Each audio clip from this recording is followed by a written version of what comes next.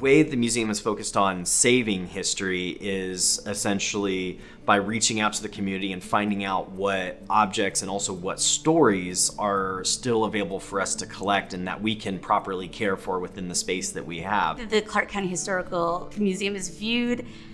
well, a little bit as an unknown. People come in and they're like, wow, I had no idea this was here. When they get here, I think that it is not a typical museum. I think that they are blown away by the way that the exhibits are set up, the way that the museum interacts with the community through History on Tap, through our speaker series, through our walks. I think that it's really different for a historical museum because it's not just about the objects, it's about the stories. I think one of the biggest challenges is that people don't understand how important what they have is. Often we hear, I'm not a leader, or my family wasn't important, when the reality is everybody who's been here has a story to tell that is important to how we've gotten to this place and who we're going to be in the future. You know, as we continue to move into the future as an institution, I think what we want to see, the institution grow into is to become a facilitator of the community story in a much broader sense, to understand and respect the fact that we're a museum and we have a building,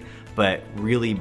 break ourselves out into the community where we're working with different organizations, working with businesses, we're working with government entities to help them both save their story and understand the best ways to do that, and then also work with them to help communicate that and share the narratives that they have. And so we're really looking at beyond the walls of the museum while also respecting and honoring the fact that the building is an artifact in its own right and the objects we hold are very important and key to our mission.